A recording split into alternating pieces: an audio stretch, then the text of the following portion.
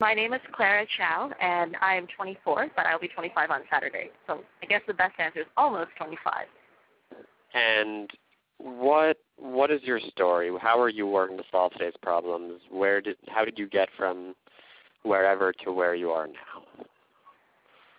Well, I think my biggest social entrepreneurship adventure is Youth Bank. So, like I said, Youth Bank is a small business incubator for street youth. We work in Lagos, the world's fastest growing megacity. We're going to Mumbai next year, and we have plans to expand. We've received invitations from 10 different countries because we have a really exciting business model. I started working on it when I was in college. And basically the question we were trying to answer was, how can you translate the phenomenal success of microfinance, which has done so much to lift, say, rural women in Bangladesh out of poverty? How can you translate that to a very urban context, particularly slum communities working with a population that's largely considered unemployable, namely street youth, homeless, unemployed, underemployed young people who may be involved in gang activity or prostitution. Cool. And how old were you when you started this, and what inspired you to take action? Was there a moment you decided, or was it more of a gradual realization? I think I started with Youth Bank my freshman year, so I must have been 17 or 18. Actually, I was 18. But I think the idea really evolved over my college experience, and I didn't actually start working on Youth Bank under the current model until I started my first job. So I know that organizations like Echo and Green talk about a moment of obligation. Right? I think that's kind of what you're asking about. And I think my moment of obligation came when, right after my freshman year at Wharton, I actually went back to my hometown of Toronto, and I was working on a startup social enterprise program. So we brought 30 young people from Zimbabwe, from Iran, from Pakistan, Paraguay, Nigeria, New Zealand. And I met this young person from Nigeria named Theo, and he had this dream. He was a former street youth, and he was trying to create a Grameen Bank of West Africa. And so I got really excited. His story was really compelling, and it was kind of like an Oliver Twist set in modern times in the slums of Lagos. And I think my moment of obligation came when, as I was looking at his business plan after having met him, I started to realize that one of the reasons why some of his pilot experiments had failed was that hyper-urban Lagos is very different from rural Bangladesh, and that more particularly, I actually might have the tools or ideas to make this program work. At the time, I was taking a venture capital class. And in Toronto, as a younger, in high school, I'd actually done a lot of work with marginalized youth. In particular, I was aware of this group called All Aboard Youth Initiative, where they actually took at-risk youth, young people who had some brush with the youth criminal justice system, and they gave them a year of transition where they could actually work at the All Aboard restaurant, and after that have solid work experience and also kind of build this camaraderie. And so I kind of cobbled together all these experiences and applied them to the business plan I saw in front of me, and I realized that while the need was great, the microfinance model, the traditional microfinance model, might not be the most effective in this situation. And I think that was my moment of obligation when I realized there might be another way and I could help us get there. Cool. How are some ways you've worked across maybe traditionally defined boundaries to get things done? I think we work across two different kinds of boundaries. First of all, what I think is really cool about the Youth Bank team, soon to be renamed Generation Enterprise, which I'll tell you about later, but what I think is really cool about it is we're all young people, we're all volunteers, and we come from, I think, 6 different time zones, 4 different continents. So I've got teammates. One of my teammates, who's the director of our program, works for Singapore Airlines and lives in Singapore. One of our team members working on the enterprise portfolio, helping the fellows build their businesses, he works for the Energy Ministry of Trinidad and Tobago, so that's where he lives. A lot of my fellow kind of American teammates are scattered across the nation, East Coast, West Coast. And then we've also got a strong team in Nigeria, in Lagos. So I think one of the boundaries we certainly cross, or definitely one of the boundaries we cross, is that of geography or culture or even time zones. The second one that I think we work across is the boundary of, or the artificial boundaries between disciplines. I think the approach that we've chosen to take, this incubator model for street youth, works across all three sectors. So we work with public sector partners. In fact, we're working right now with the Lagos state government to scale the program across the state in Lagos. We are using private sector tools, namely kind of finance, a lot of the tools in consulting, dashboards, metrics. So those private sector tools are being used. And then we're a social sector organization, I think. Even though we're focused on business building and creating employment in low-income communities, we ourselves are a nonprofit. And so, we operate within the constraints and grapple with the challenges that all nonprofits face, namely, how do you avoid mission drift? How do you ensure the financial health of your organization? How do you engage various stakeholders, since clearly you don't have all the resources yourself? So how can you act as a kind of a convener of other people, and how do you get them to buy into your mission and support your work? What are some of the challenges you see facing young people, either in the U.S. or across the world?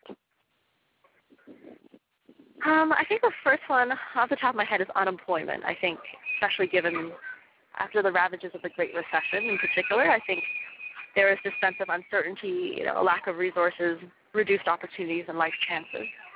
And I think it's particularly acute for young people who should be just starting their career and often enter the workforce with a lot of ambition and drive, and perhaps are finding that, they have to settle for something that doesn't allow them to make as much impact as they envision.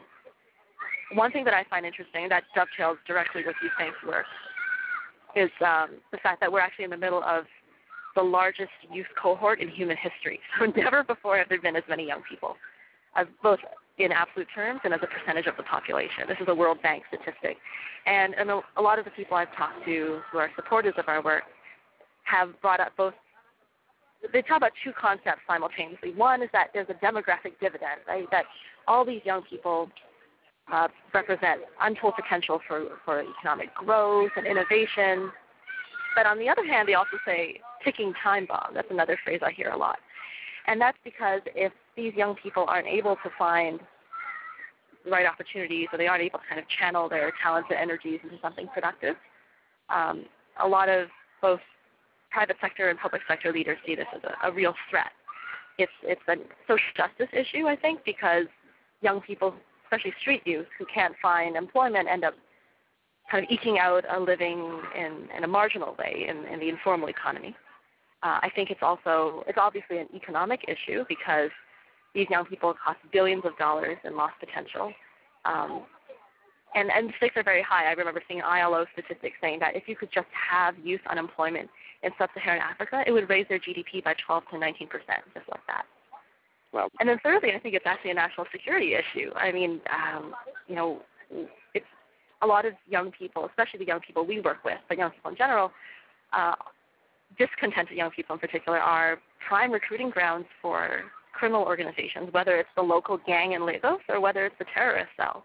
So, I think unemployment is sort of front and center for our generation. Yeah. Well, what advice would you give to youth who want to get more involved in their communities, political process, youth issues, mobilization? What would you tell them?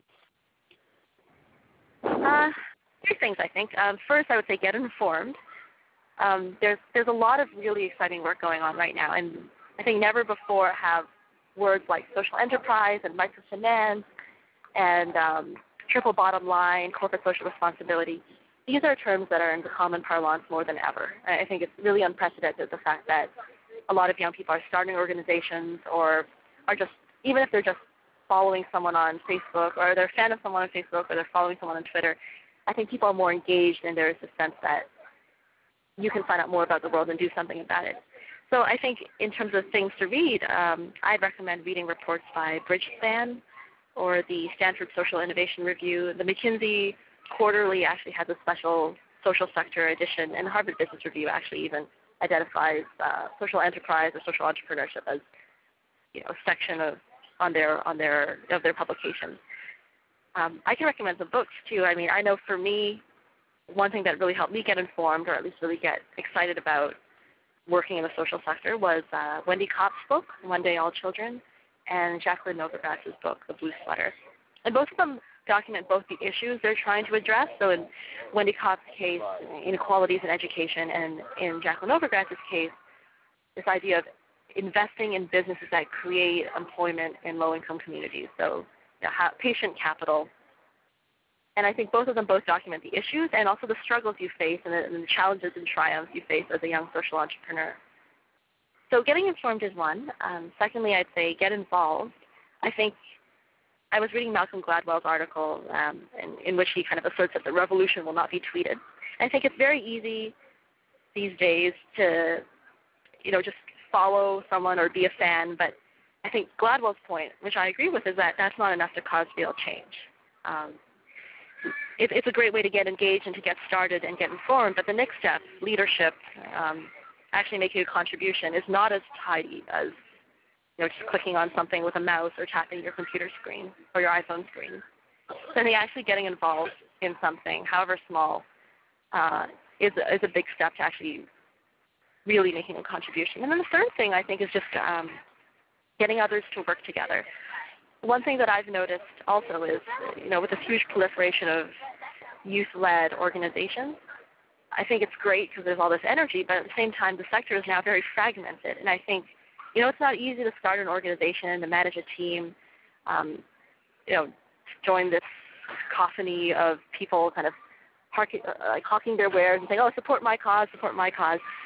I think one thing that we'll need to see in the next 5 to 10 years for sure is kind of more coalition building, more cooperation. And that's not always easy because I think there's a sense of ownership that young people feel about their organizations as well. But finding a great way to work together and kind of being that bridge would be terrific for young people who are interested in getting involved and really making a contribution.